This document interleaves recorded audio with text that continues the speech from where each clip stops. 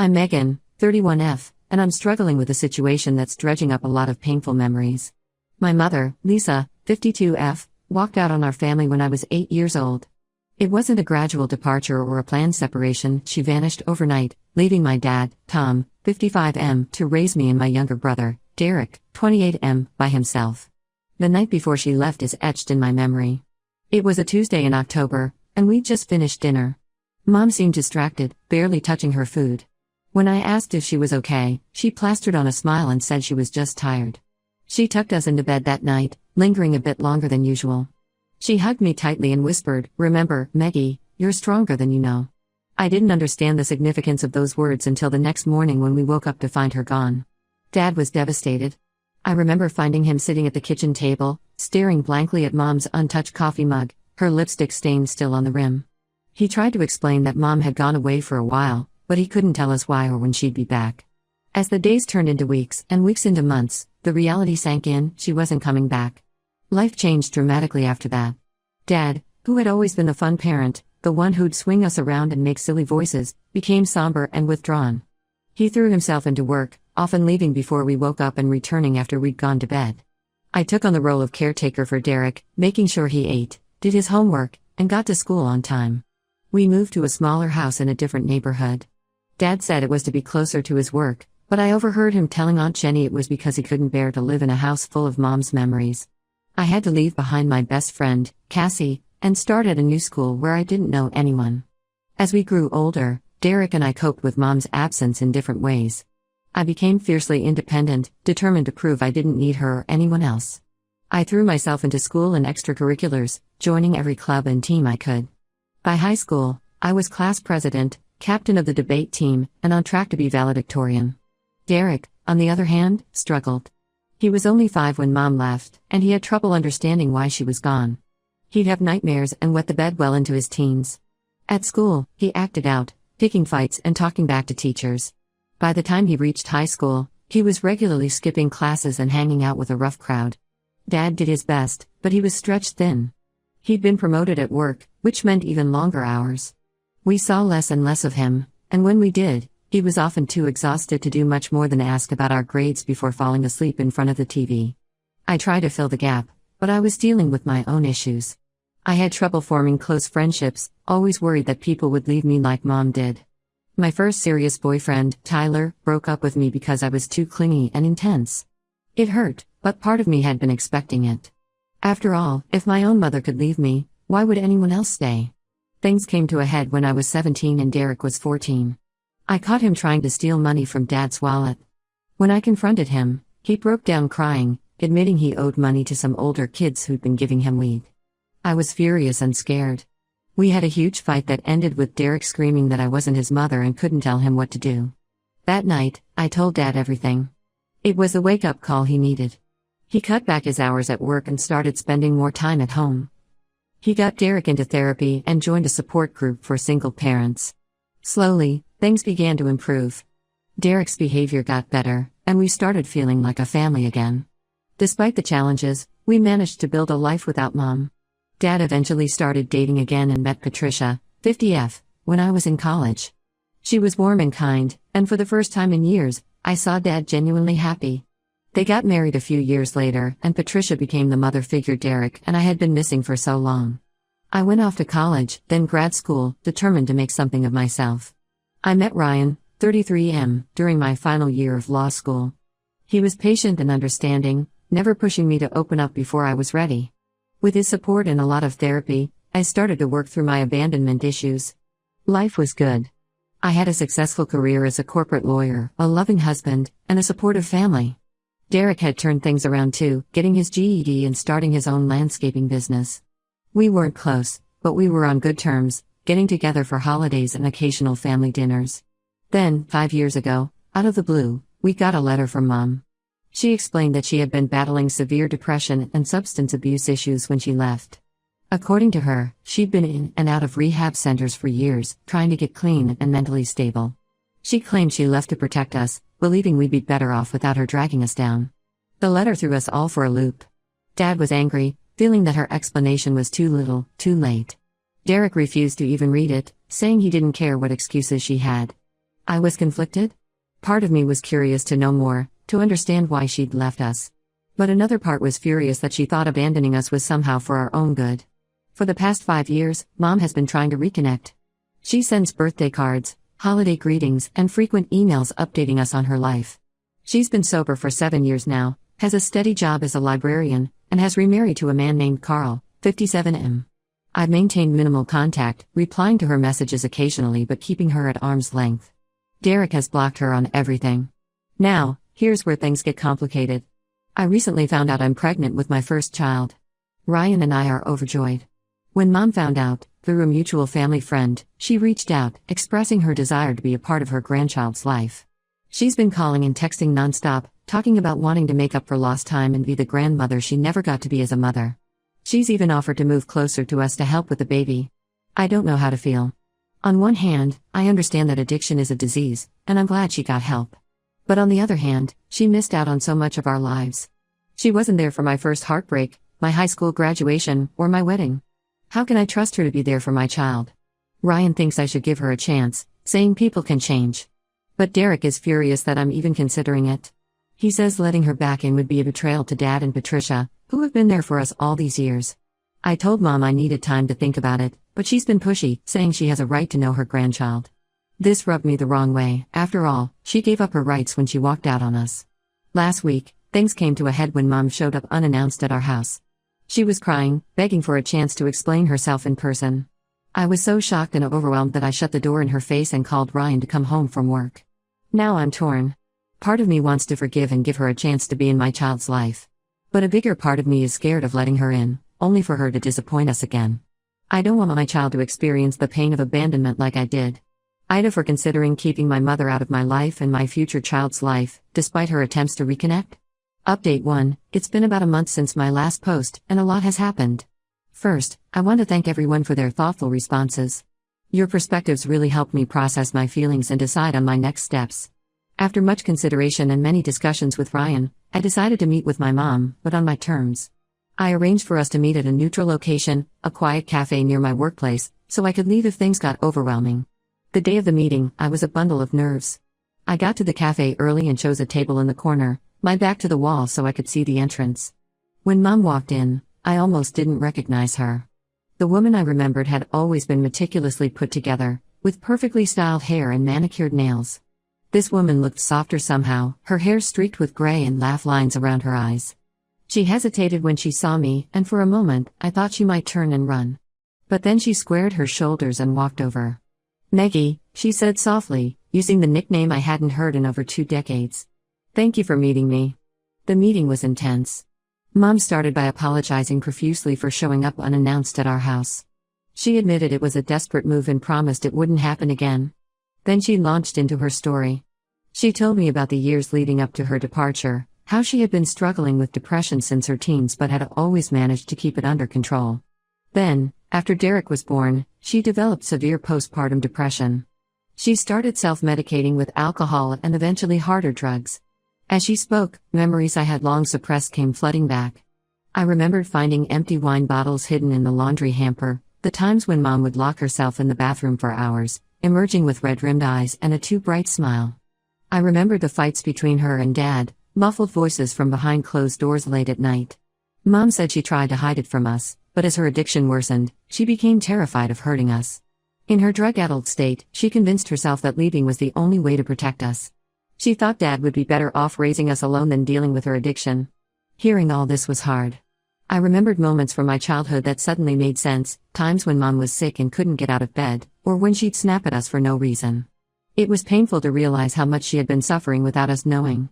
But the hardest part was when she talked about her recovery journey. She spoke about the years of struggle, the relapses, the therapy sessions where she had to confront the pain she'd caused us. She showed me photos of herself from those years, and I hardly recognized the gaunt, haunted-looking woman in the pictures. I asked her why she waited so long to contact us. She said she wanted to be sure she was truly stable before reaching out. She was terrified that if she came back into our lives and then relapsed, it would hurt us even more. As she spoke, I found myself remembering the good times too. The way she'd sing off-key while making pancakes on Sunday mornings. How she taught me to braid my hair, her fingers gentle as she showed me how to weave the strands together. The sound of her laugh, warm and full, when Dad told one of his corny jokes. I also thought about Patricia, the woman who had stepped into the role of mother when we needed it most. Patricia, who had sat with me for hours helping me choose my prom dress, who had cheered the loudest at my law school graduation, who had held my hand and calmed my nerves on my wedding day. I felt a pang of guilt, as if considering letting Mom back into my life was somehow a betrayal of Patricia's love and support. By the end of our meeting, we were both in tears. I didn't forgive her, I'm not sure I ever fully can, but I did feel like I understood her better. The anger and hurt were still there, but alongside them was a new feeling of empathy. I told her I wasn't ready for her to be a full-time grandmother figure, but I was willing to start with small steps. We agreed to weekly phone calls and monthly in-person meetings. I made it clear that any slip-ups or pushy behavior would result in me cutting contact again. When I got home and told Ryan about the meeting, he was supportive but cautioned me to take things slow. He suggested we both attend Al-Anon meetings to learn how to set healthy boundaries with Mom. I was hesitant at first, it felt like admitting there was still a problem, but I agreed it might be helpful. The real challenge came when I told Derek about my decision. I invited him over for dinner, wanting to tell him in person. As soon as the words left my mouth, I saw his face harden. He was furious, accusing me of betraying our family. "How can you forget everything she put us through?" he demanded. "What about Dad? What about Patricia?" We had a huge argument that ended with him storming out and blocking my number. I was left standing in my kitchen, feeling like I'd lost my brother all over again. Ryan held me as I cried, assuring me that Derek would come around eventually. But I couldn't shake the feeling that in trying to heal one relationship, I might have irreparably damaged another. Dad and Patricia were surprisingly understanding when I told them. While they're not thrilled about Mom being back in the picture, they respect my decision to try and rebuild a relationship with her. Dad even shared that he'd forgiven Mom years ago, not for her sake, but for his own peace of mind. Patricia hugged me and said, "Honey, there's no rulebook for situations like this. You have to do what feels right for you." As for the pregnancy, everything is going well. We found out we're having a girl, and Mom's been respectful about not overstepping when it comes to baby-related things. She asks how I'm feeling but doesn't push for more involvement than I'm comfortable with. I'm still unsure about the future, but for now, I'm taking it one day at a time. Each week, as I talk to Mom on the phone, I feel like I'm getting to know her all over again. Sometimes it's easy, and we laugh about silly things like we used to. Other times it's hard, and the weight of the past hangs heavy between us. But we're trying, and right now, that feels like enough. Thanks again for all your support, Reddit. I'll update again if there are any significant developments. Update 2. It's been about 3 months since my last update, and things have evolved. I'm now in my 3rd trimester, and the reality of becoming a mother myself has brought up a lot of complicated feelings about my own mother. The good news first, my relationship with Mom has been slowly improving. We've stuck to our agreed-upon schedule of weekly calls and monthly meetings. She's been respectful of my boundaries and hasn't tried to push for more involvement than I'm comfortable with. We've had some good conversations about the past, and while it's painful, it feels like we're making progress in understanding each other. During one of our calls, Mom shared more about her childhood. She told me about her own mother, my grandmother, who suffered from undiagnosed bipolar disorder. Mom described growing up in a household where the atmosphere could shift from joyous to terrifying in the blink of an eye. It helped me understand why she might have been afraid of her own mental health issues and how they could affect us. Ryan and I have been attending Al-Anon meetings, which have been incredibly helpful. They've given us tools to maintain healthy boundaries and cope with the complex emotions that come with having an addict in the family. Ryan's been my rock through all of this, always ready to listen when I need to vent or cry. Now for the not-so-good news, my relationship with Derek is still strained. He's barely speaking to me, only sending the occasional terse text to check if I'm okay. I miss my little brother terribly, but I'm trying to respect his feelings and give him space. It's hard, especially now as I prepare for the baby.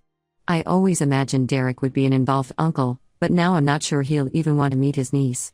The situation came to a head last month at Dad and Patricia's anniversary party. It was the first time all of us, including Mom, were in the same room together. The tension was palpable from the moment we arrived. I could see Mom nervously fidgeting with her necklace, the same one Dad had given her on their 10th anniversary, I realized with a start. Patricia, ever the gracious hostess, was trying to keep everyone comfortable, but I could see the strain in her smile. Dad was unusually quiet, his eyes darting between Mom and Derek. Derek showed up late, clearly having had a few drinks. When he saw Mom, he froze for a moment, then his face twisted into a sneer.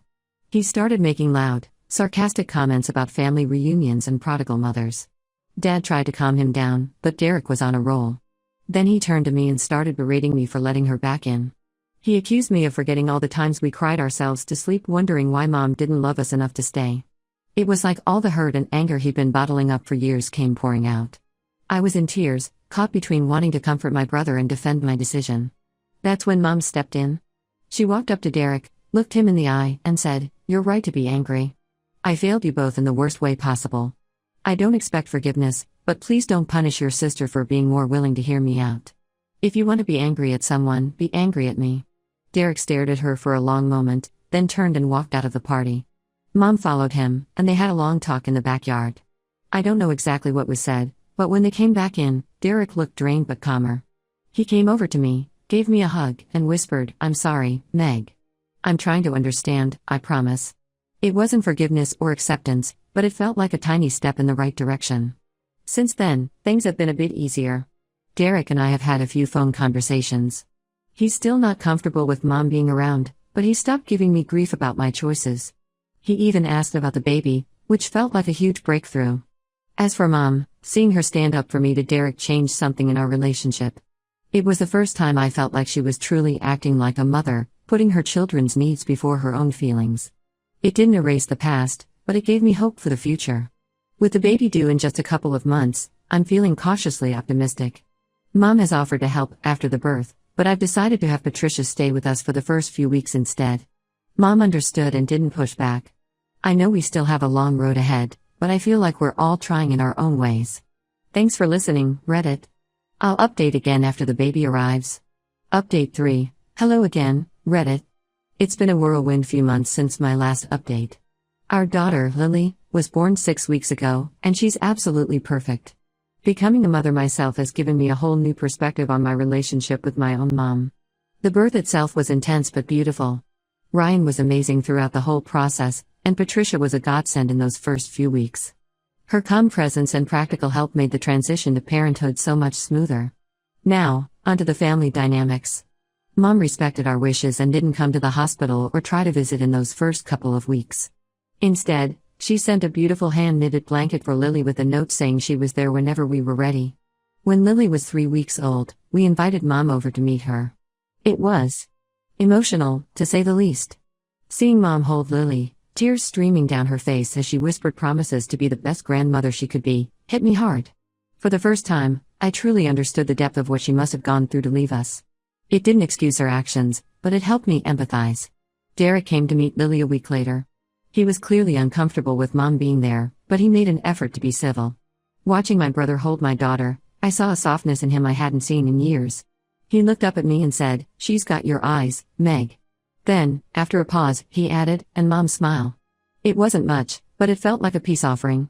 Since then, we've been navigating this new family dynamic day by day. Mom comes over once a week to spend time with Lily. She's been respectful of our parenting choices and hasn't tried to overstep. Seeing her with Lily, I catch glimpses of the mother I remember from my early childhood, warm, loving, and fully present. Derek is slowly coming around. He and I have started having regular brother-sister dinners, just the two of us. We're rebuilding our relationship, and while we still disagree about Mom, we're learning to respect each other's choices. Dad and Patricia have been incredible throughout all of this. They've been supportive without being pushy, always ready to lend a hand or an ear when needed. Seeing Dad and Mom in the same room, cordially coexisting for the sake of their grandchild, is something I never thought I'd witness. As for me, becoming a mother has been transformative. Holding Lily, I'm struck by how fiercely I love her, how I would do anything to protect her. It's made me reflect on my own childhood and my relationship with Mom in new ways. I still struggle with the pain of the past, but I'm also hopeful for the future. I've started individual therapy to work through my complex feelings about Mom and our family history. It's bringing up a lot of old hurt, but it's also helping me process and move forward. I don't know what the future holds for our family. There are still tensions and unresolved issues. But looking at Lily, I'm reminded of the power of new beginnings. We're not a perfect family, but we're trying. And for now, that's enough. Thank you, Reddit, for being part of this journey with me. Your support and advice have been invaluable. I probably won't update again unless something major happens, but know that your kindness has made a real difference in my life.